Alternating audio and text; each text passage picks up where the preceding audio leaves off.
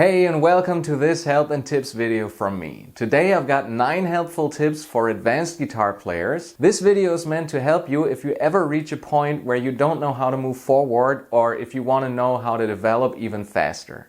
Advanced guitarists often stagnate in their musical evolution because they're still practicing and learning with the same strategies they used when they were beginners. New milestones in your musical development usually require new strategies as well. So let's get started right away with tip number 1. My tip number 1, make sure you're actually an advanced guitar player. What do I mean by that? First, ask yourself, are all your fundamentals solid? What do I mean by that? Does your rhythmic alternate picking work, with or without a pick?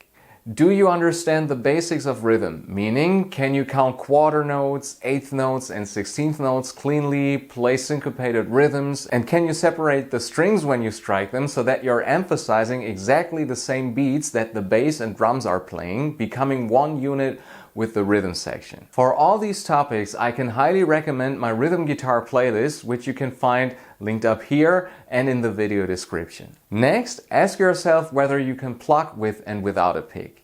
And I don't just mean simple patterns with open chords, I mean a few chord melody ideas as well. Then ask yourself whether all your basic chords, bar chords, power chords and seventh chords are really solid, easy for you to play, and whether you can fret them with all fingers at once and switch between them without any problems. For fast and effective playing and combining of your power chords and bar chords, it's also important to know all the notes on the low E and A strings by heart.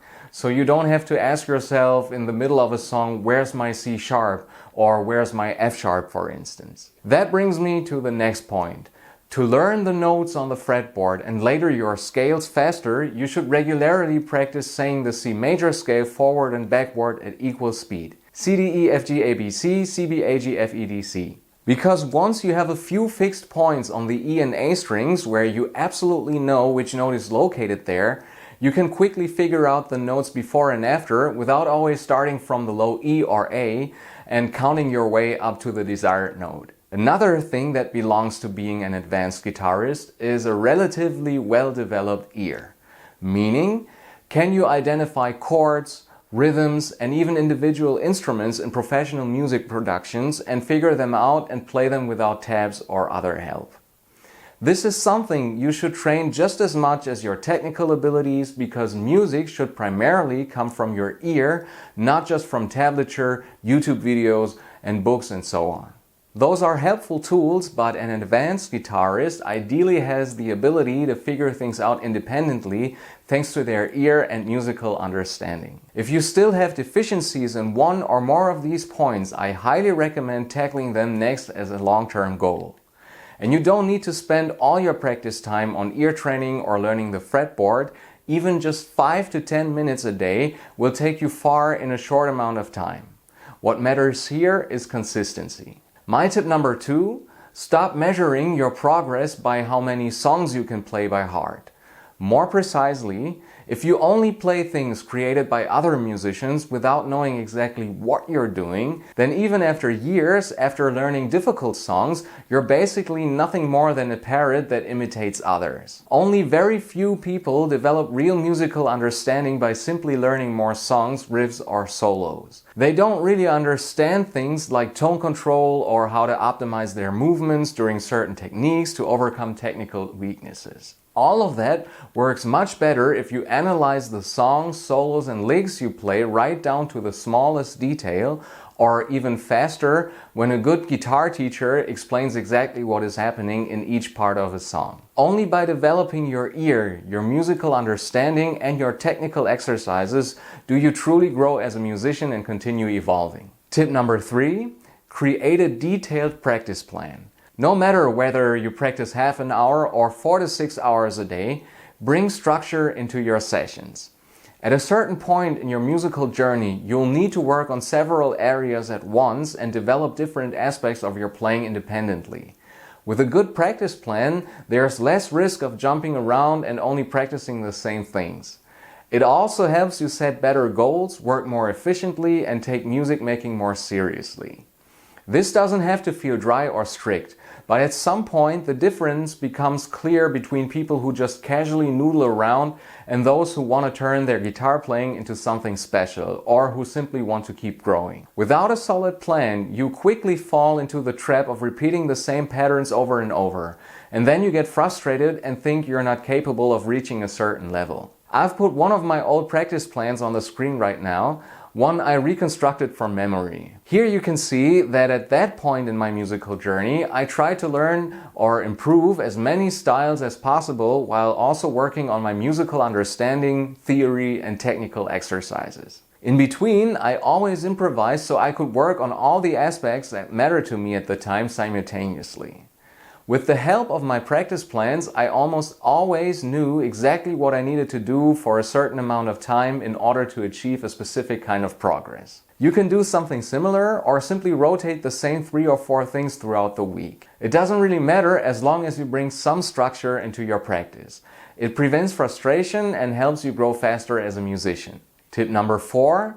Spend more time with music theory. At some point, most of you will want to become more creative. That doesn't only mean songwriting, even improvising over backing tracks is already part of being creative. Even if you start figuring things out by trial and error early on, you'll quickly repeat yourself if you only rely on shapes on the fretboard or visual patterns.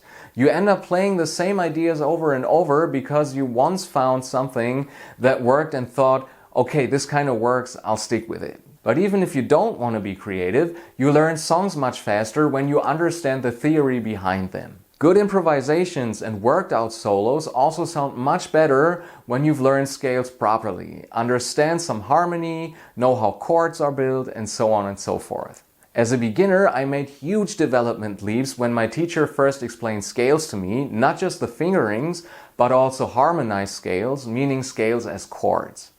With this knowledge, I immediately became much more creative and stopped simply imitating others or repeating memorized patterns over and over. If you want to learn more about music theory and how to improvise, check out my playlists Guitar Tips and Strategies and Lead Guitar Lessons and work through whatever videos interest you most. Tip number 5. Leave your comfort zone and learn other styles.